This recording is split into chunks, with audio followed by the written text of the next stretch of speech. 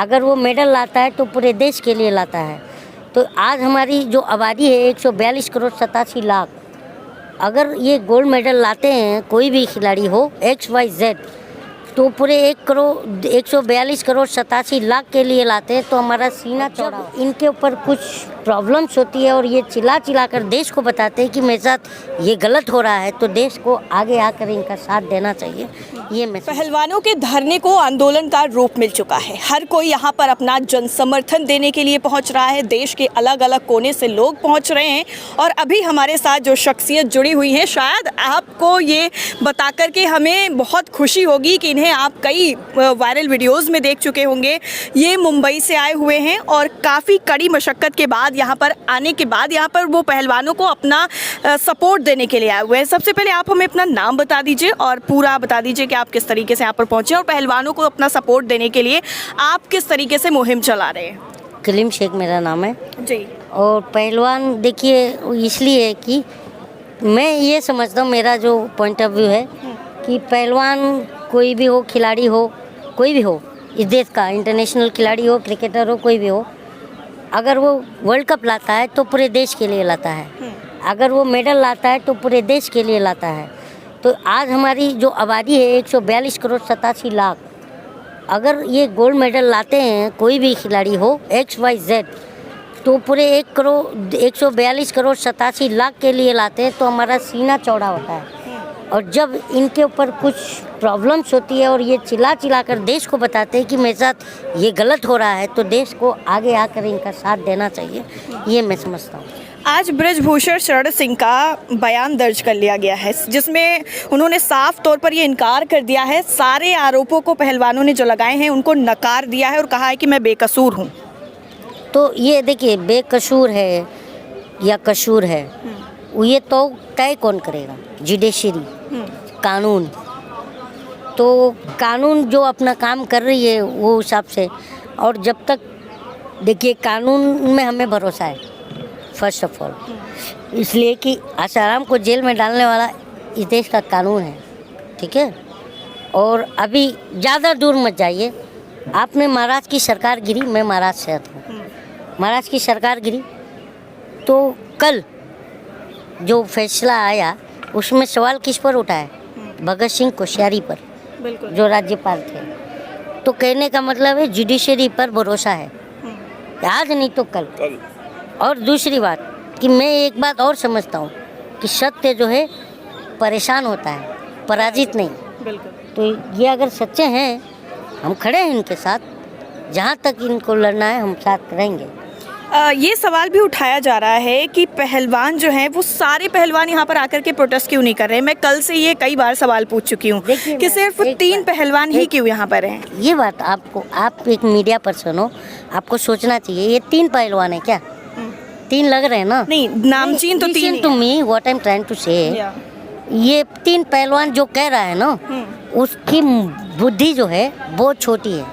वो इसलिए कि ये जो 3 पहलवान हैं ये 142 करोड़ लोग के लिए मेडल लाते हैं, तो ये 3 कैसे हो गए? तो 182 करोड़ इंटू 3 करो, ठीक है ना। तो आप 3 मत कहना आज से।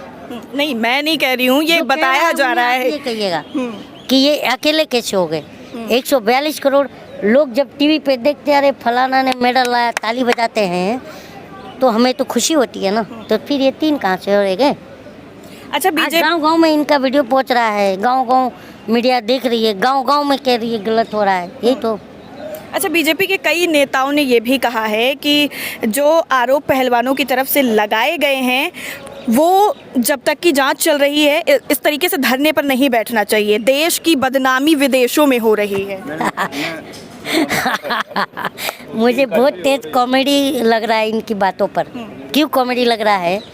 यही लोग जब 8 आना पेट्रोल बढ़ता था तो भारत बंद करते थे। इनसे आप पूछिएगा, जो ये कह रहे हैं ना कि भारत बंद करते थे। जीडीपी जब 1%, मनमोहन सिंह साहब की तरह तो ये काम कर नहीं सकते, उनके पैरों के जूतों की बराबर नहीं है ये, ठीक है ना। क्योंकि मनमोहन सिंह की सरकार में गरीब और अमीर की खाई कुछ हद तक पाट दिया था मनमोहन सिंह ने, ठीक है ना। और आपको खुद को पता है, अभी गूगल निकाल लीजिए और 11-12 की जीडीपी ज़रा देख लीजिए, कितना था मैम? 11.86%। किसको बोलते हैं? और तुम उसको उस आदमी को तुम टारगेट करते हो। तो कहने का मतलब है कि मैं गलत नहीं मानता, क्योंकि विरोध करना चाहिए, ये संवैधानिक राइट्स है, हर हक है।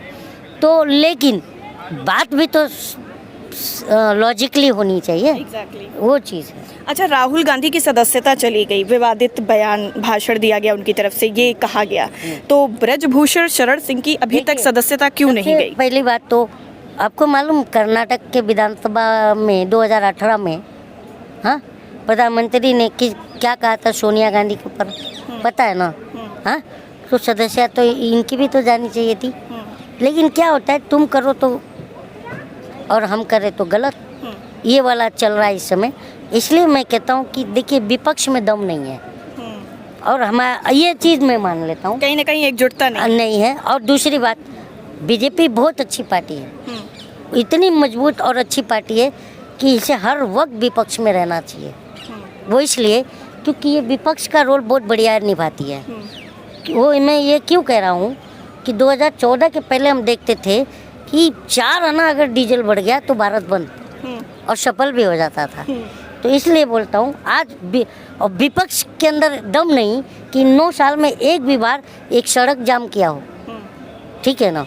और मैं इस बात का, हम लोग लोहिया वाले लोग हैं, ठीक है ना? लोहियावादी समाजवादी विचारधारा हम रखते हैं।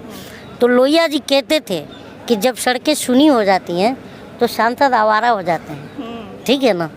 तो यही चीज़ चल रहा है। बिल्कुल। तो अभी यहाँ पे आज पहले दिन आप आए हैं, या फिर जो 18-19 दिन से प्रदर्शन चल रहा है लगातार? थर्ड दिन, तीसरा दिन है। तो अभी पहलवानों का पूरा समर्थन कर रहे हैं आप? अब हम अपने काम पर चले जाएंगे और फिर आते जाते रहेंगे। क्या अच्छा। दिल्ली बॉम्बे कौन सा दूर है? हाँ, लोग ऐसे बस बोलते हैं दिल्ली दूर है, पर ऐसा नहीं, अभी आपने कुछ चंद लाइनें सुनाई थी, जरा वो अगर सुना देंगे तो बड़ा मेहरबानी होगी। देखिए, मैं ये कह रहा हूँ कि जो लोग कहते हैं, मेरा ये बोलना है कि जो लोग कहते हैं कि ईवीएम टैंपरिंग करके जीती जा रही है चुनाव, बीजेपी ईवीएम टैंपरिंग करके चुनाव जीत रही है, उसके मैं अगेंस्ट हूँ। बीजेपी जो है ईवीएम टैंपरिंग नहीं कर रही है, ये मैं 100% दावे के साथ कहता हूँ। वो इसलिए कि आप एक पत्रकार हो, इसका आपको एग्जाम्पल लेना है तो कहीं पर भी चौराहे पर एक खड़े हो जाइए, और जिस तरह से इधर लोग खड़े हैं इसे 10 लोग पकड़िए, 10 में से आपको 4 मोदी समर्थक मिलेंगे, तो कितना % वोट शेयर हो गया, ज़रा आप मुझे बताइए? 40%। और इन्होंने 2014 से 40% अनबक बना लिया है, जो कि इनको हिलाना मुश्किल है।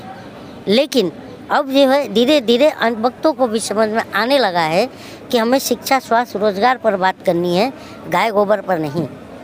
हाँ, तो मतलब कहीं ना कहीं विपक्ष की भी बहुत बड़ी कमी आप बता रहे हैं कि अगर उनमें सारी चीजें होती हैं, रहा है इसलिए आरोप लगा रहा है कि ईवीएम टैंपरिंग हो रही है। अच्छा, हाँ। तो ये जो धरना प्रदर्शन चल रहा है, बात बताइए, सिंपल सी बात है, ज़्यादा ये नहीं कहूँगा। एक बात बताइए, मोदी जी की सरकार है, ठीक है, अगर मोदी जी विपक्ष में होते, in case of for example, तो मोदी जी अगर विपक्ष होते और उनकी सदस्यता चली जाती ना, तब तक कितने कांग्रेसियों की हालत ख़राब कर देते ये, मानती बात?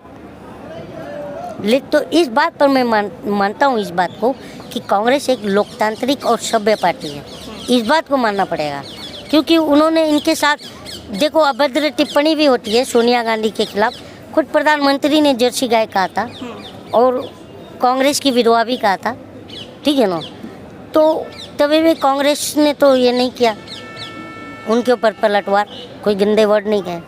तो यही चीज़ है कि मैं ये मानता हूँ कि कांग्रेस जो है कि इस देश की एक इकलौती ऐसी पार्टी है जो जिसके अंदर सभ्यता है। और मैंने पूरे देश ने भी ये देखा कि मैं कांग्रेस का समर्थक नहीं हूँ, लेकिन उसकी अच्छाई बता रहा हूँ कि ये देश ने देखा, जब गुजरात में चुनाव था तो यही कांग्रेस के एक नेता थे मणिशंकर अय्यर, उन्होंने क्या कहा था वो मैं आपके कैमरे पर नहीं कहूँगा, लेकिन जो वर्ड वो दो वर्ड उन्होंने यूज किए थे, उसके लिए कांग्रेस ने पार्टी से बाहर का रास्ता दिखा दिया। तो मैं ये बात मानता हूँ कि कांग्रेस जो है बहुत ही सभ्य और लोकतांत्रिक ढंग पर चलने वाली पार्टी है।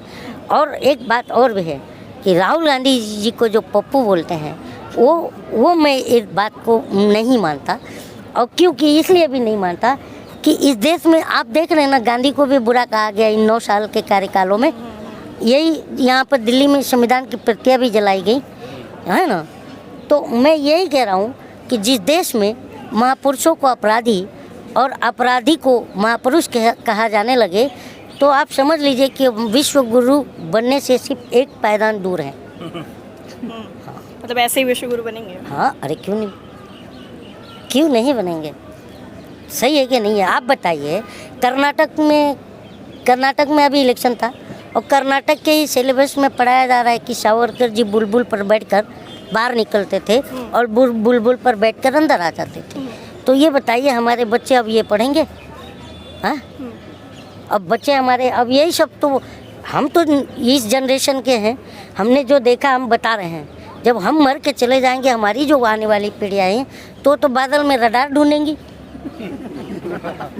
हाँ, नाले में पाइप डालेंगी, गैस निकालेंगी, राइट है नहीं है? फिर वो महापुरुषों को बोलेंगे गद्दार है और बुलबुल पर बैठ कर आने वाला महान है, यही बोलेंगे ना। तो ये चीज़ें हमें ये है। और हमारे जो पूर्वज हैं, इस देश को आज़ाद करा करके हम सपना देखा था कि हमारी आने वाली जो पीढ़ियाँ हैं, मतलब हम लोग, कि ये आज़ाद भारत में एक आज़ाद भारत में आज़ादी से सांस ले सकें और वो अपनी बातों को रख सकें फ्रीडमली। ये सपना देख करके इस देश से अंग्रेज़ों को भगाया था मार मार के हमारे पूर्वजों ने। अब हम और आप ये तय करें कि हम अपने बच्चों को कौन सा भारत देकर जाना चाहते हैं। ये भारत जो 18-18 दिन तक आंदोलन हो, ये भारत, वो भारत जहाँ पर धर्म के नाम पर किसी का लिंच कर दिया जाए, वो भारत जहाँ भीड़ आकर के फैसला करे कि तुम अपराधी हो और तुम अपराधी नहीं हो। तो ये भारत हमें सोचना है कि हम अपने बच्चों को कौन सा भारत देकर जाना चाहते हैं। आखिर में एक सवाल है, सत्ताधारी पार्टी को आप क्या संदेश देना चाहेंगे इस धरने से जुड़ा हुआ? देखिए, सत्ताधारी की जो पार्टी है, आप संदेश पूछ रही हो, संदेश जो है ना, कल आपको 2 बजे पहुंच जाएगा। कल 2 बजे क्या होने वाला है? कल ये है कि हनुमान जी ने बीजेपी की लंका जला दी। अच्छा, हनुमान जी ने, वो तो हनुमान जी के नाम पे वोट मांग रहे हैं, आप लंका जला रहे हैं? हनुमान जी झूठों के सपोर्टर थे क्या? नहीं, सच्चाई के। इनकी लंका जला दिया है इन्होंने, कल देखिएगा। Very good. चलिए, ये थैंक यू सो मच। बहुत अच्छा, और जो सारी चीज़ें उन्होंने बताई हैं वो आप समझ ही पा रहे होंगे। और कल 2 बजे क्या होगा वो तो कल हम लाइव अपडेट आपको देते रहेंगे। लेकिन फिलहाल जो समर्थन है वो कम होता हुआ नज़र नहीं आ रहा है। लगातार सपोर्टर्स यहाँ पर आ करके अलग अलग तरीके से अपना समर्थन पहलवानों को दे रहे हैं।